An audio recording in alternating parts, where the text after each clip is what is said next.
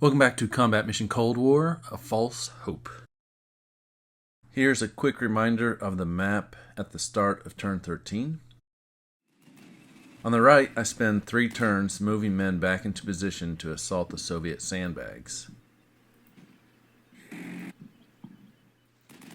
only to get blasted by more automatic grenade launchers. I'm almost ready to give up on this position. On the left, Chirrut Imwe is ordered to run to the trees. Come back!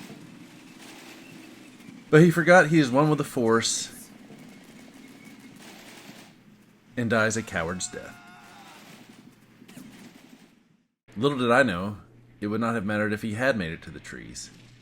CC didn't put any troops in these trees because he has a TRP in them, and he unleashes hell on my poor infantry there.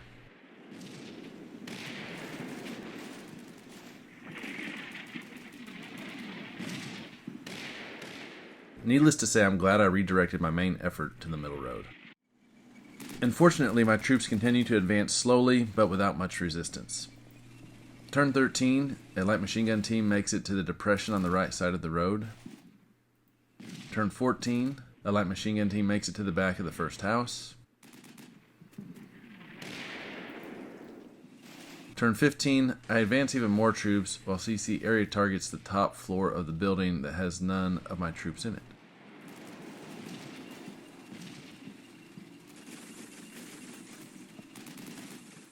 Now to the exciting part of these 3 turns, the tank battle. First, it is important to note that I had 2 dragon teams with eyes on tanks for a while, but I cannot afford to hit trees, so I have kept them hiding. For turn 13, I decided to have the 2 M60s on my right target that back ATGM.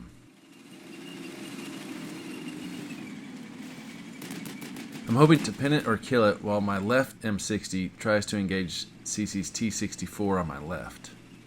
But no tanks fire more than a machine gun. At this point, I remembered a post from MeatEater, who has a long list of tournament wins at the Few Good Men. He mentions that when targeting tanks, he sometimes skips the spotting duel and just area fires the tile. I've never tried that before, but my tanks aren't getting any spots, so on turn 14, I figure it's worth a try. My TTS shoots, but the shell lands not very close. I also ordered a Vulcan to fire, and there's no way it does not engulf the T-64 with 20mm unless I aimed it at the wrong side of the building. Good job!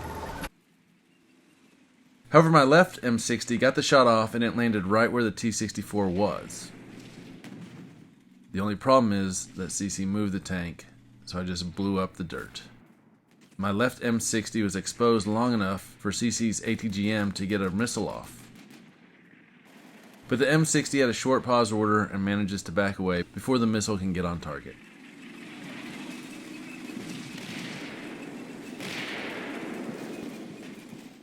Here's how the map looked at the end of turn 14.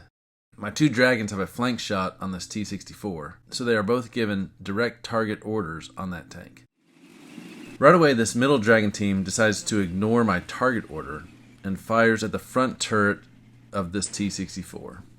Of course, it just splats into the turret with no penetration. The TTS rolls into the smoke and just sits there, unable to see the T-64 that is firing out of the trees.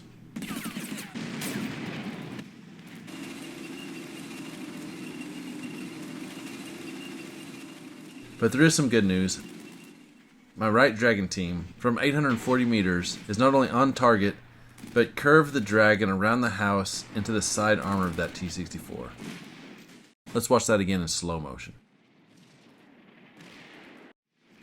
I'm very happy with 1 T-64 gone, but the turn isn't over. Both dragon teams fire off another shot right before the turn ends. The far right team can see the middle T-64 in the trees, even though my TTS tank can't, but there's no way that dragon's going to make it through all those trees.